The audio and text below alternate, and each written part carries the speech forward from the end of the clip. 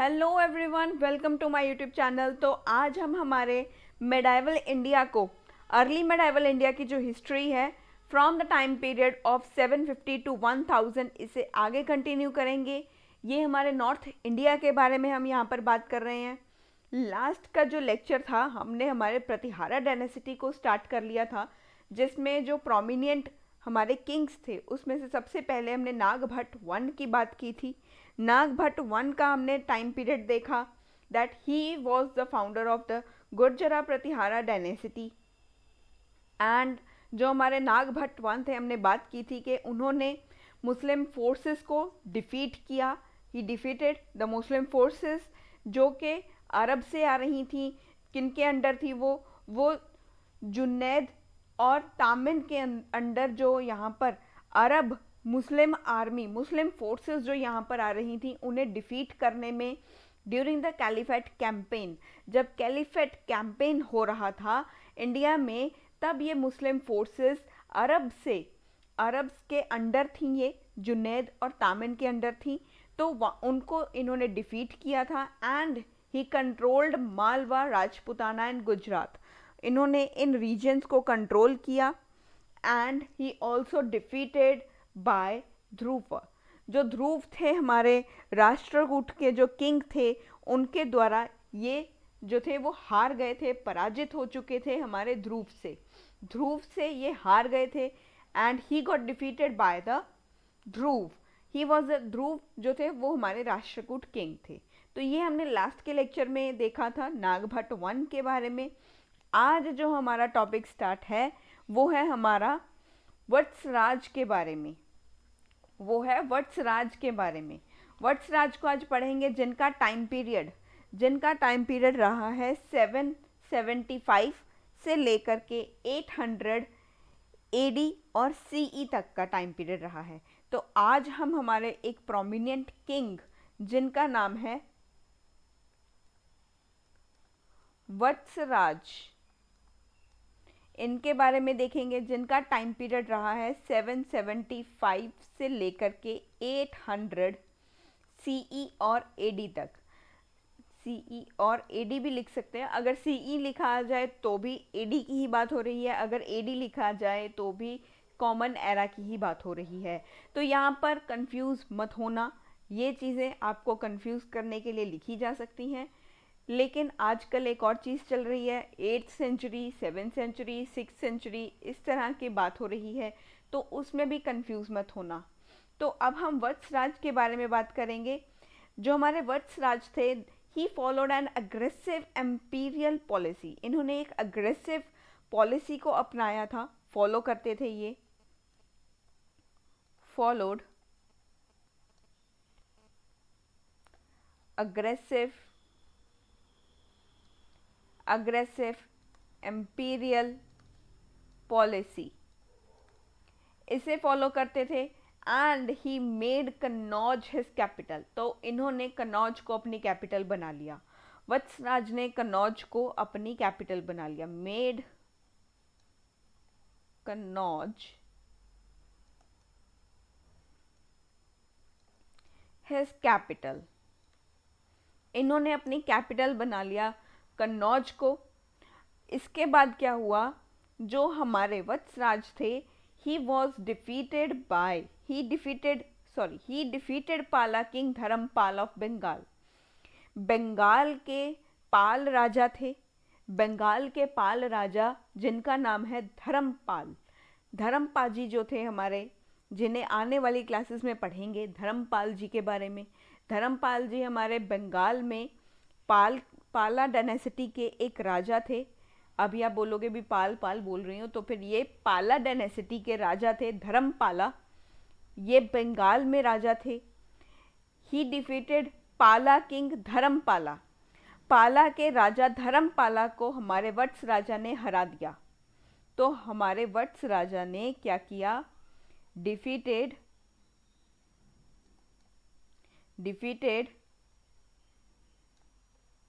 पाला किंग। पाला के जो किंग थे जिनका नाम है धर्मपाल, ये धर्मपाल है, धर्मपाला। आप इन्हें धर्मेंद्र के नाम से भी याद रख सकते हो कि धर्मेंद्र जी आए थे यहाँ पे। तो धर्मेंद्र जो हमारे थे यहाँ पर, दो जो हमारे धर्मपाला हैं, तो एक्चुअल में ये धर्मेंद्र नहीं है, दैट इज़ द एक्टर, वो अलग हैं, ये अलग हैं, ये धर्मपाला हैं।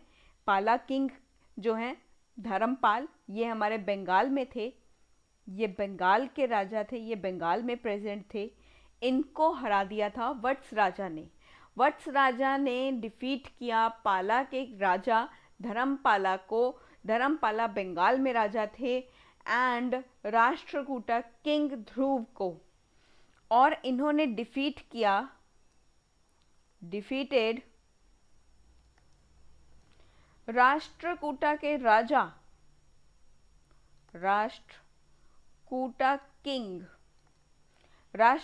के राजा ध्रुव को हरा दिया। मतलब के वत्स राजा जो हमारे नागभट्ट वन को किसने हराया था? वो ध्रुव ने हराया था। ध्रुव राष्ट्रकूटा के राजा थे। राष्ट्रकूटा के राजा ध्रुव ने हमारे नागभट्ट वन को हरा दिया।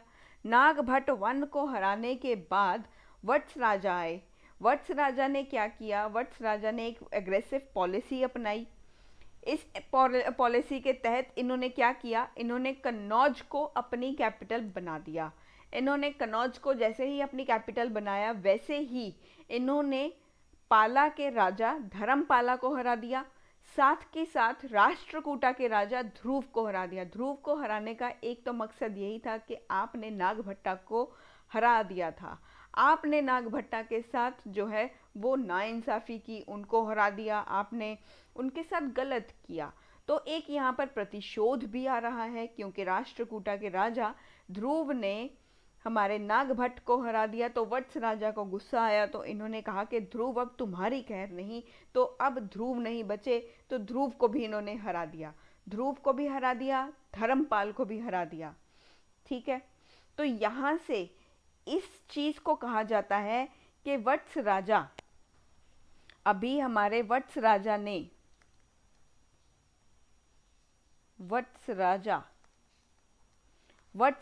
डिफीट किया। वत्स राजा किन के राजा थे?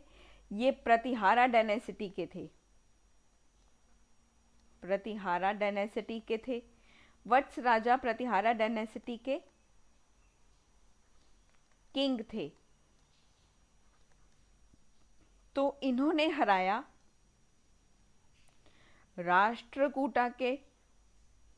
राष्ट्रकूटा डायनेसिटी के किंग को, जिनका नाम है ध्रुव को। फिर इन्होंने एक हराया था हमारे पाला डायनेसिटी के राजा धर्मेंद्र जी को, धर्मपाला जी को यहाँ पर इन्होंने हरा दिया। धर्मपाला जी को हरा दिया, ध्रुव को हरा दिया, और इसी को ही बोला जाता है।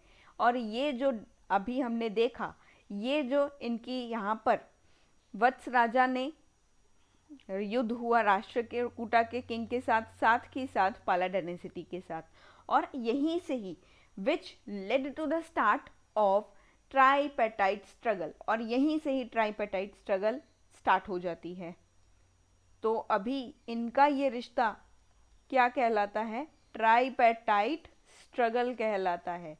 ये कल भी बात की थी हमने कि ये तीनों राज्य एक दूसरे के साथ युद्ध करेंगे, सिर्फ एक मात्र कन्नौज के लिए।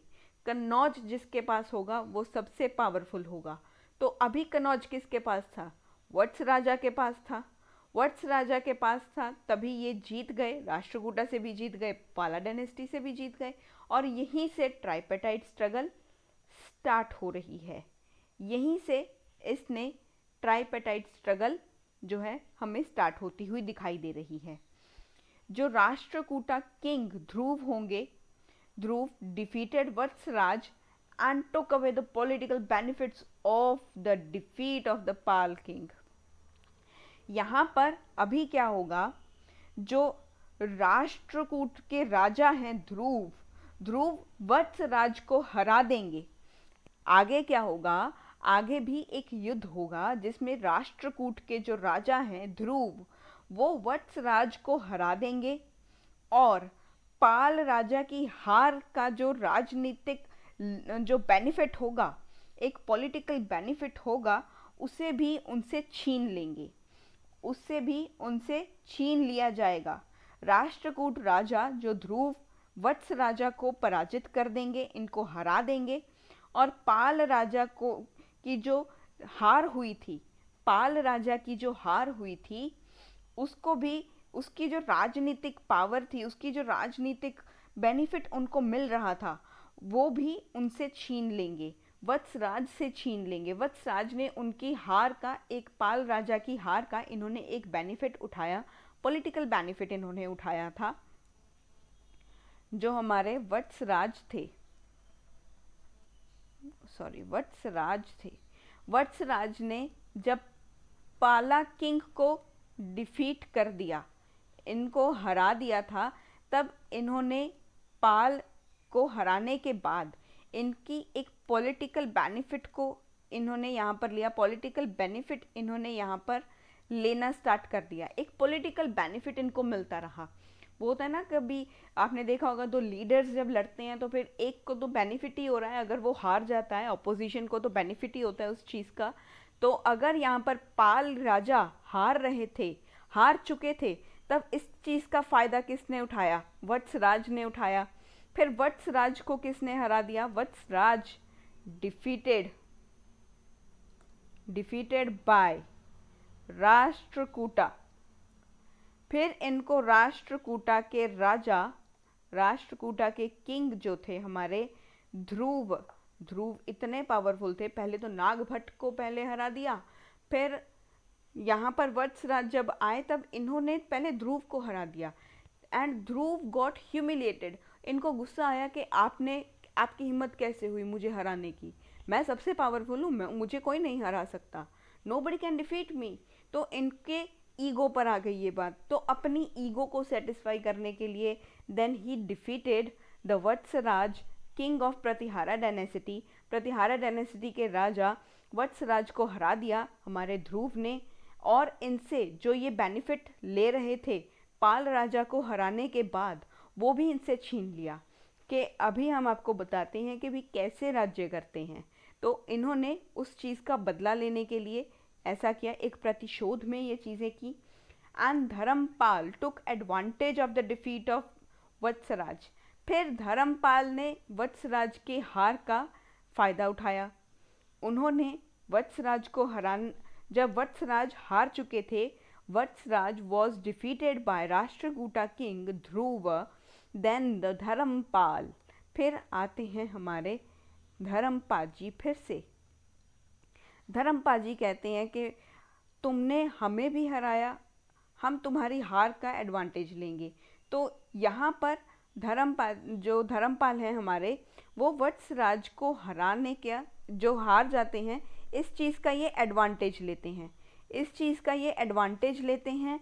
और ये यहाँ पर दो नॉमिनीज़ को यहाँ पर जो है अपने खुद की, सॉरी दो नहीं, एक ही नॉमिनी को, एक नॉमिनी होती है इनके,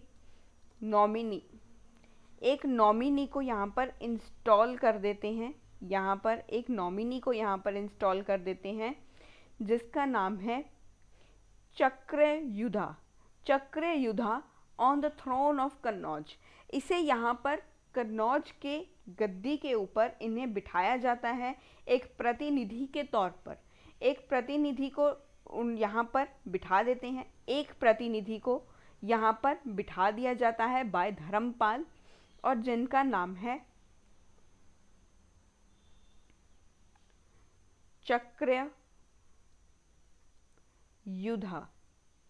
चक्रयुधा उनका नाम है।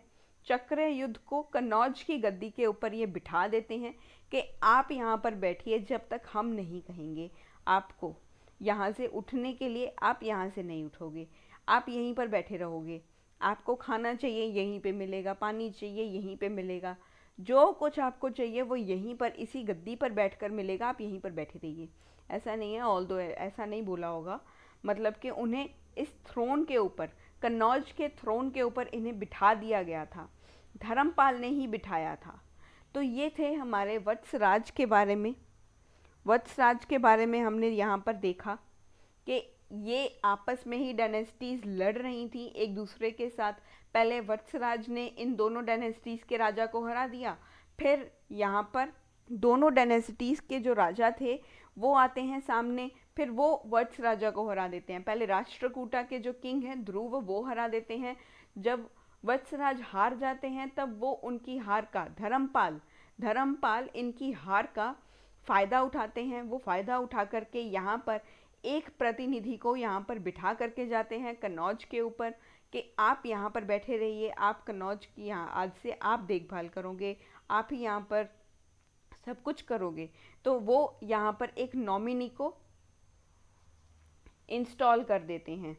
तो वो यहाँ पर अपने एक नॉमिनी को बिठा करके जाते हैं, इंस्टॉल करके जाते हैं, जिनका नाम है चक्रयुधा। इन्हें बिठा करके जाते हैं on the throne of Kannauj. Kannauj के गद्दी के ऊपर यहाँ इन्हें बिठा करके जाते हैं। तो ये थे हमारे वत्सराज के बारे में। आगे चलते हैं विद द नेक्स्ट किंग, जिनका नाम है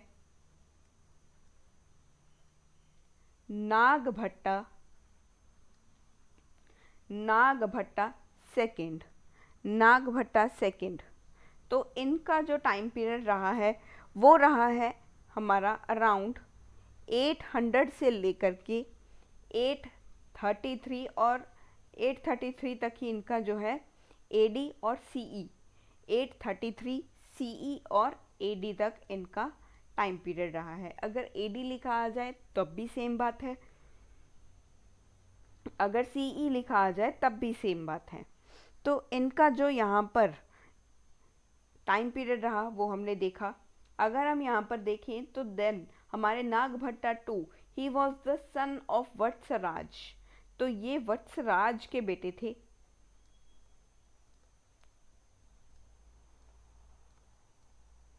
ये वत्सराज के बेटे थे। Nagabhatta two made an alliance with Andhra, Vidarbha, Kalinga. इन्होंने एक अलायंस बनाया था आंध्रा, विदर्भा और कलिंगा के साथ। आंध्रा, विदर्भा और कलिंगा के साथ इन्होंने एक यहाँ पर अलायंस बनाया। अलायंस इन्होंने बनाया विद आंध्रा, विदर्भा, कलिंगा के साथ। And he made extensive preparations to fight against his rival. अपने दुश्मनों के साथ लड़ने के लिए इन्होंने बहुत सारी प्रेपरेशंस की थी, बहुत ज़्यादा इन्होंने जो है वो यहाँ पर प्रेपरेशन करके ऑलरेडी रखी हुई थी। जैसे आप लोग यूपीएससी की एग्ज़ाम देने से पहले प्रेपरेशन करके रखते हो कि मुझे जो है हमने आगे चल करके ये प्री को एग्ज़ाम क्लियर करना है, then we should know the syllabus, we should revise the whole syllabus for 1 2 3 approximate 4-5 times we have to revise the whole syllabus, ताकि मुझे वहाँ पर जाकर के चीज़ें अच्छे से याद हो जाएं, ताकि मैं जब क्वेश्चन देखूँ तो मुझे पता हो कि आंसर क्या होना चाहिए। हाँ, हो सकता है एक आधा क्वेश्चन इधर से उधर हो सकता है ना आता हो। अगर आपको नहीं आता तो वो ऑल अराउंड द इंडिया किसी को भी नहीं आता होगा। ये मत सोचना कि अगर आपको नहीं आता तो सबको भी किसी ना किसी को तो आता होगा। हो सकता है उसमें से कुछ क्वेश्चंस इस तरह के हों जो किसी को भी ना आते हों। एक आधे सब्जेक्ट में ऐसा होता है कि नहीं आते, लेकिन वहाँ पर डीमोटिवेट नहीं होने का, हमेशा अपने आप को मोटिवेट रखने का है कि वहाँ पर क्वेश्चंस को पलट कर देखो। कोई ना कोई इस तरह से क्वेश्चन सेट आपको ऐसा मिल ही जाएगा, कोई ना कोई क्वेश्चंस अमाउंट लार्ज अमाउंट में आपको मिल ही जाते हैं कि ये हाँ ये सभी आते हैं। ऐसा हो जाता है कि वो सभी क्वेश्चंस आपको आ रहे होते हैं। कुछ क्वेश्चंस में आपको होता है कि इसमें डाउट है, वो 50-50 वाले होते हैं, कई बार 60-40 वाले भी मिल जाते हैं। तो ऐसे क्वेश्चंस को आप करके आप ज़्यादा सॉल्व करने की कोशिश करते हो और उन वहाँ पर आप स्कोर ज़्यादा करते हो, वहाँ पर आप स्कोर करने की ज़्यादा कोशिश करते हो कि मुझे मार्क्स मेरे फैच हो पाएँ, ताकि मैं कम से कम गलतियाँ करूँ और मेरी नेगेटिव मार्किंग ना हो पाए, ताकि मेरी प्री क्लियर हो जाए, ताकि आगे मेंस भी क्लियर हो और फिर मैं आईएएस बन जाऊँ विद क्लियरिंग द इंटरव्यू। तो यहाँ पर आप उस चीज़ को प्रेपरेशन करते हो। यहाँ पर हमारे नागभट्टा सेकंड ने भी प्रेपरेशंस किए। To fight against his rivals, अपने राइवल्स के अगेंस्ट लड़ने के लिए इन्होंने कुछ प्रेपरेशंस करके भी रखे थे। नागभट्टा टू फर्स्ट डिफीटेड चक्रयुधा, तो नागभट्टा टू ने सबसे पहले तो जो चक्रयुधा बैठे थे, डिफीटेड चक्रयुधा जो बैठे थे इनको हरा दिया, सबसे पहले तो इनको हराया।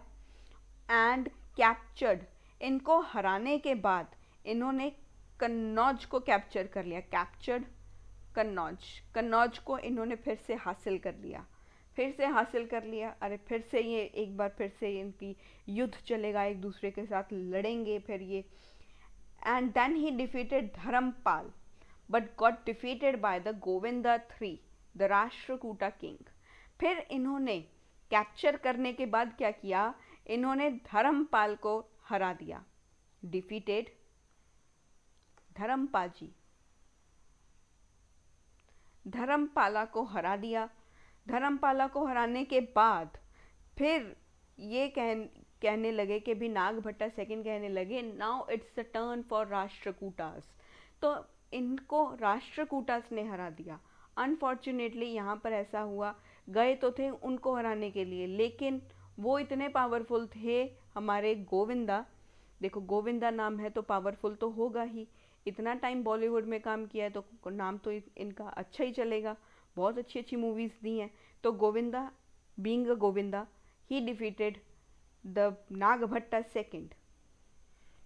नागभट्टा सेकंड को गोविंदा ने हरा दिया। ऐसा नहीं है कि ये सच में एक फिल्म में काम कर रहे थे, it is not true, at only it is a satire, सिर्फ एक यहाँ पर लाइट करने के लिए है, चीज़ों को मेमोराइज करने के लिए ये मैंने बोला है, ऐसा नहीं है। सच में गोविंदा III जो थे वो जो राष्ट्रकूटा के किंग थे वो सच में आज के प्रेजेंट गोविंदा हैं, दैट जो हमारे बॉलीवुड में काम करते हैं वो नहीं है, ये अलग हैं वो अलग हैं, ठीक है। Don't confuse them with each other, ये दोनों अलग अलग हैं। तो यहाँ पर Nagabhatta second got defeated by Rashtrakuta king, Rashtrakuta के राजा। अब यहाँ पर राजा कौन थे, अब थे गोविंदा III थे यहाँ पर। गोविंदा III जो थे उन्होंने हमारे नागभट्टा सेकंड को हरा दिया था। तो अब यहाँ पर नागभट्टा सेकंड हार चुके थे। And Nagabhata II also defeated sultan Vega, sultan Vega को भी इन्होंने हराया था, सुल्तान वेगा को भी हराया था। अभी आगे इनके बारे में और बात करते हैं। Nagabhata II was succeeded by his son Ramabhadra. अगर यहाँ पर आगे चलें तो हमारे नागभट्टा II जो थे,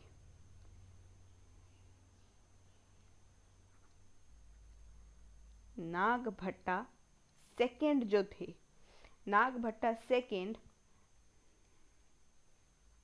डिफीटेड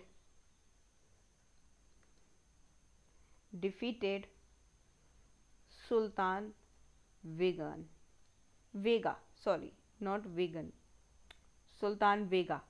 सुल्तान वेगा को हरा दिया था।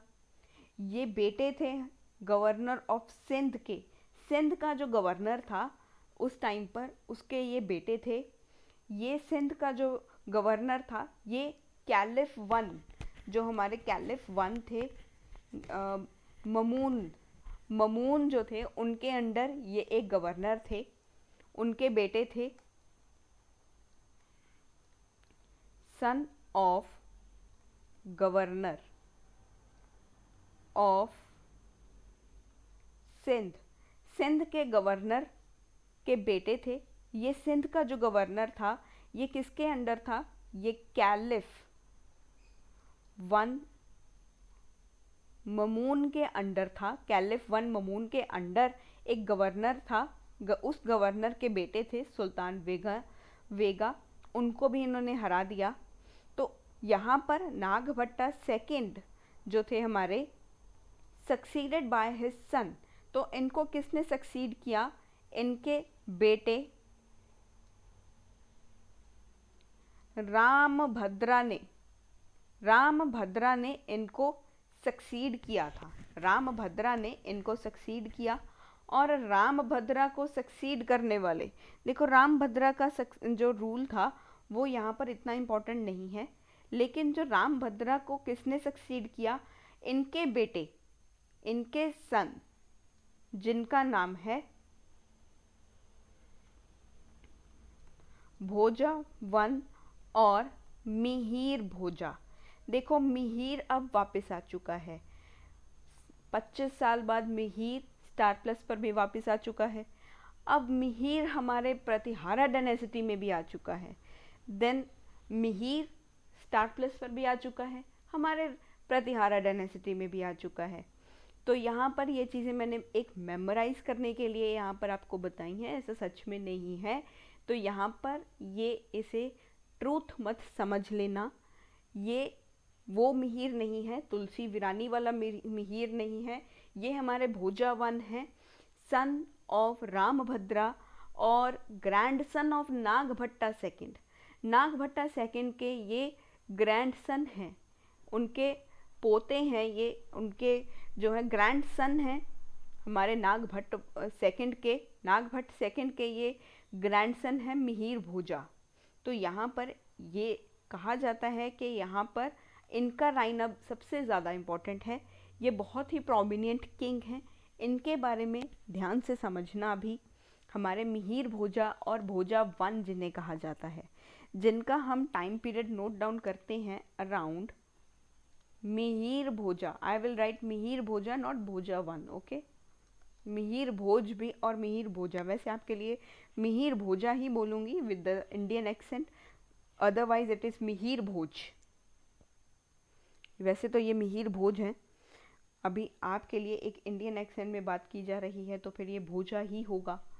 तो यहाँ पर मिहिर भोज जो थे, इनका टाइम पीरियड माना जाता है अराउंड 835 से लेकर के 885 CE तक इनका टाइम पीरियड यहाँ पर माना जाता है। और अगर हम बात करें then he was the grandson of Nagabhatta two, हमने बात की कि ये ग्रैंडसन थे, नागभट्ट सेकंड के ये ग्रैंडसन थे, ये उनके यहाँ पर ये ग्रैंडसन थे, और रामभद्रा के ये सन थे। And he was regarded as the real founder, तो इन्हें रियल फाउंडर भी कहा जा सकता है। और ये मोस्ट सक्सेसफुल एंड पॉपुलर एक किंग थे of the Gurjara Pratihara dynasty.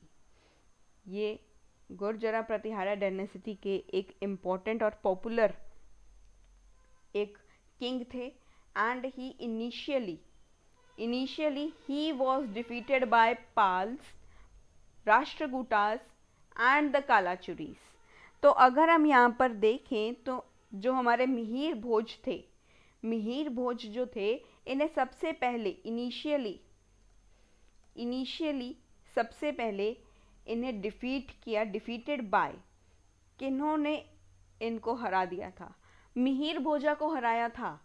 Mihir Bhoja got initially defeated by, इनको डिफीट किया हमारे पालाज ने डिफीट कर दिया उन्होंने इनको हरा दिया। साथ के साथ राष्ट्रकूटास ने इनको हरा दिया और हमारे कालाचुरीज ने इनको हरा दिया। और कालाचुरीज ने इनको हरा दिया। बट मिहिर भोजा एंड हिज फ्यूडेटरीज, तो मिहिर भोजा और इनके जो फ्यूडेटरीज थे, जैसे कि जो फ्यूडेटरीज थे उनमें आते हैं छेदी एंड गुहिलास जो थे, ये दो इस तरह के हमारे फ्यूडेटरीज थी जो मिहिर भोजा के अंडर थी, वो इनकी फ्यूडेटरीज थी। इनकी फ्यूडेटरीज कौन कौन सी थी?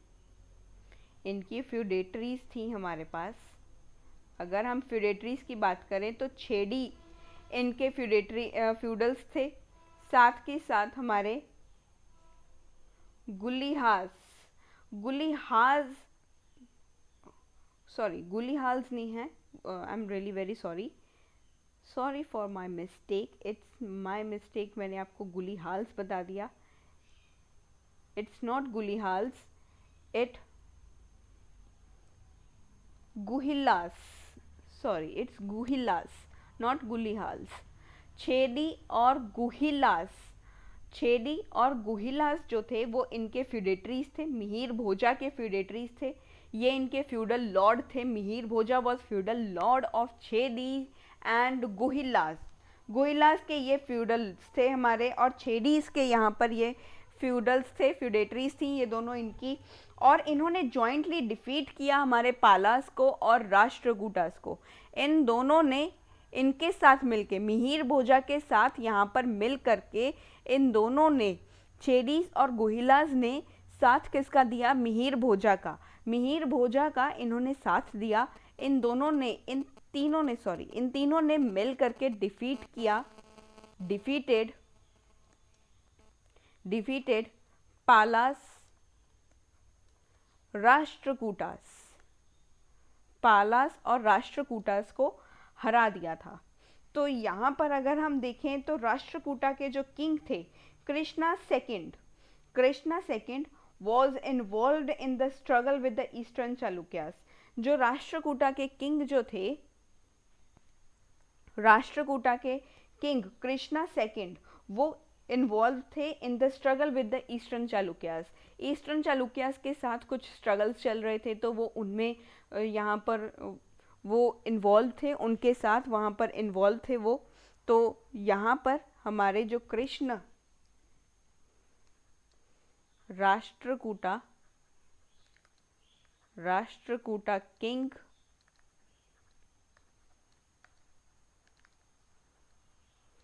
कृष्णा सेकंड, ये इन्वॉल्व थे इन struggle with eastern Chalukyas. Eastern Chalukyas के साथ कुछ स्ट्रगल चल रहा था, तो वो उनके साथ थोड़ा सा बिजी थे, वहाँ पर ये स्ट्रगल में ये इन्वॉल्व थे। तो अगर हम यहाँ पर बात करें, then Bhoja one defeated Krishna second and captured the region of Malwa and Gujarat. अगर हम यहाँ पर बात करें भोजा वन की और मिहिर भोजा की, भोजा वन और Mihir Bhoja, then he defeated Krishna second को इन्होंने हरा दिया, और इन्होंने captured the region of Malwa and Gujarat. Malwa और गुजरात के रीजन को इन्होंने कैप्चर कर लिया। तो ये थे हमारे यहाँ पर भोजा वन ने पहले तो हमारे कृष्ण सेकंड को हरा दिया। तो ये थे हमारे कृष्ण सेकंड को हराने के बाद अगर हम यहाँ पर देखें he had his capital eight Kannauj. तो इनकी कैपिटल जो थी, मिहिर भोजा की जो कैपिटल थी,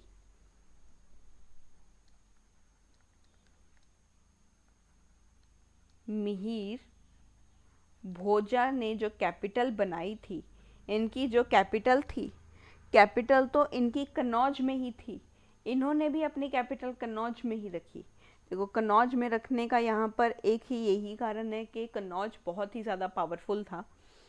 तो यहाँ पर कन्नौज को महोदया भी बोला गया है, महोदया भी कहा जाता है, कन्नौज को महोदया भी कहा जाता है, और ये सब कुछ मेंशन है एक कॉपर प्लेट इंस्क्रिप्शन में, 12 कॉपर प्लेट इंस्क्रिप्शन में मेंशन है that there is a mention of a military camp that is Sikandvara. एक मिलिट्री कैंप था सिकंदवरा महोदया में एक मिलिट्री कैंप था। तो ये सब चीज़ें मेंशन है 12 कॉपर प्लेट इंस्क्रिप्शन में, 12 कॉपर प्लेट इंस्क्रिप्शन में ये चीज़ें मेंशन हैं।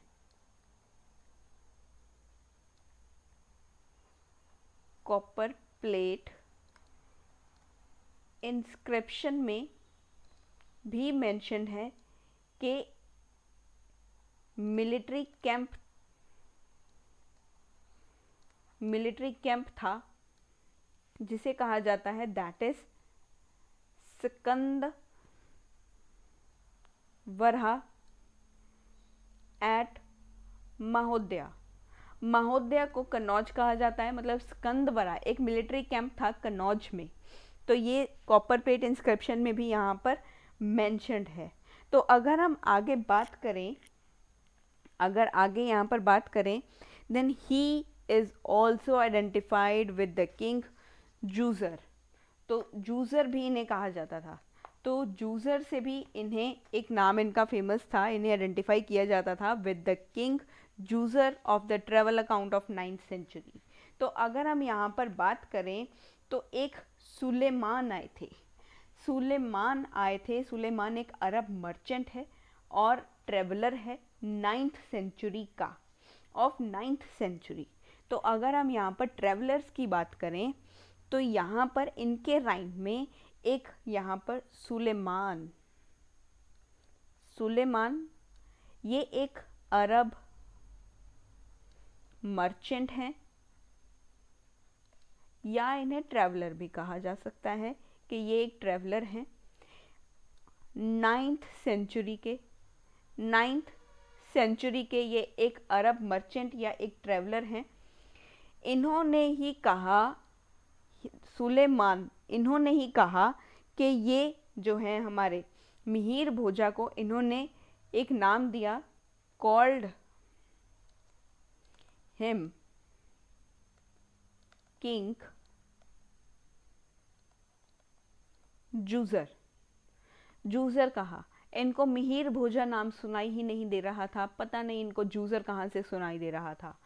वो लोग वहाँ पर किंग वो भोजा भोजा वन कर रहे थे, भोजा वन भोजा वन, लेकिन पता नहीं भोजा वन में उनको जूजर कहाँ से सुनाई दिया। ये समझ में नहीं आया कि जूजर, इन्होंने जूजर क्यों कहा, इनको जूजर इन्होंने क्यों कहा ये नहीं पता। And he wrote about his military power and richness. तो सुलेमान ने हमारे मिहिर भोजा के जो मिलिट्री पावर थी, एक रिचनेस जो यहाँ पर प्रेजेंट थी, उसके बारे में भी इन्होंने अपनी राइटिंग्स में डिस्क्राइब किया है। तो इन्होंने भी अपनी राइटिंग्स में इन्होंने डिस्क्राइब किया, डिस्क्राइब्स हिज ग्रेट मिलिट्री, एक ग्रेट मिलिट्री जो थी इनकी, एक ग्रेट मिलिट्री को इन्होंने डिस्क्राइब किया, मिलिट्री पावर को डिस्क्राइब किया कि इनकी मिलिट्री पावर बहुत अच्छी थी। एंड इनकी रिचनेस को भी देखा, मिलिट्री रिचनेस को भी देखा। तो यहाँ पर ये इन सब चीज़ों से बहुत ज़्यादा ये इम्प्रेस हो रहे थे, इन्होंने ये सब चीज़ें देखकर ये इम्प्रेस हो गए। And he marked that the empire was safe from robber.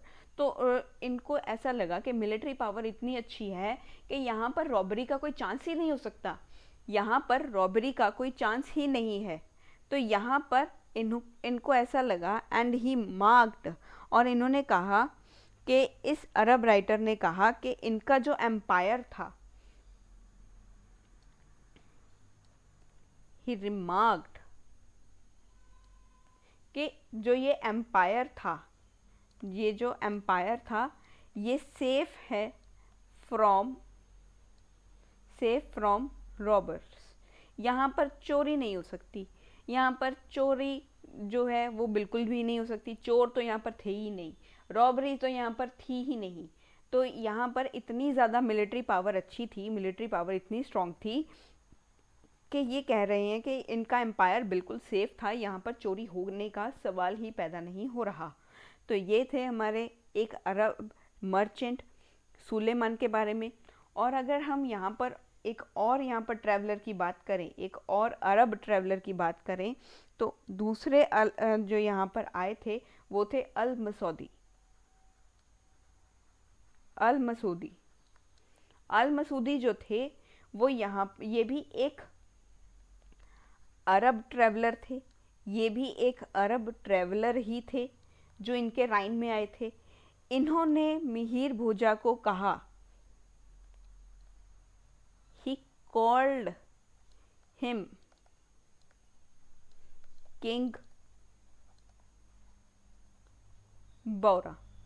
इनको इन्होंने बौरा कहा, इनको भोजा का भौरा सुना, बी से तो कुछ सुन रहा था इनको, भोजा का कुछ तो सुन रहा था, तो इन्होंने अपना ही बना दिया भौरा, तो इन्होंने अपना ही नाम दे दिया भौरा। तो यहाँ पर इनको जो नाम सुनाई दे रहा था वो था किंग भौरा। एंड ये जो थे हमारे अरब ट्रेवलर थे, एंड इन्होंने प्रतिहारा डायनेस्टी की बेस्ट कैवेलरी को बताया था। According to the Arab travellers, जो अरब ट्रेवलर्स आए, इन्होंने प्रतिहारा रूलर्स को कहा कि इनके पास बेस्ट कैवेलरी है इन इंडिया, बेस्ट कैवेलरी है इनके पास। तो अगर हम यहाँ पर देखें तो जो हमारे मिहिर भोजा थे, मिहिर भोजा जो थे, मिहिर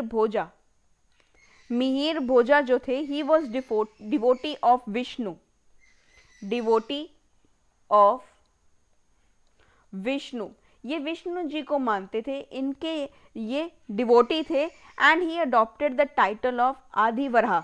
तो मिहिर भोजा ने एक टाइटल को अडॉप्ट किया, इन्होंने एक टाइटल को यहाँ पर उपाधि को धारण किया। वो उपाधि थी हमारी, उपाधि का नाम था आदिवरा, आदिवरा इनकी उपाधि का नाम था। And he was a devotee of Vishnu and adopted the title of Adivaraha. तो ये थे हमारे मिहिर भोजा के बारे में। मिहिर भोजा को आगे सक्सीड करेंगे इनके बेटे महेंद्रपाल। मिहिर भोजा को सक्सीड करने वाले हैं, मिहिर भोजा को जो सक्सीड करेंगे वो होंगे हमारे इनके बेटे महेंद्रपाल। महेंद्रपाल इनके बेटे हैं। तो ये था हमारा आज का टॉपिक जो हमने आज यहाँ तक देखा, मिहिर भोजा तक। बाकी का जो होगा वो हम रेस्ट ऑफ द क्लास हम नेक्स्ट हमारी क्लास में कंटिन्यू करेंगे। तब तक के लिए आप बने रहिए मेरे साथ मेडाइवल हिस्ट्री की सीरीज़ में। अगर आज की ये वीडियो आपको अच्छी लगी हो, इसे शेयर ज़रूर करना and do subscribe the channel. Thank you for the support which you have shown towards me. Thank you so much and keep watching the videos. Thank you once again.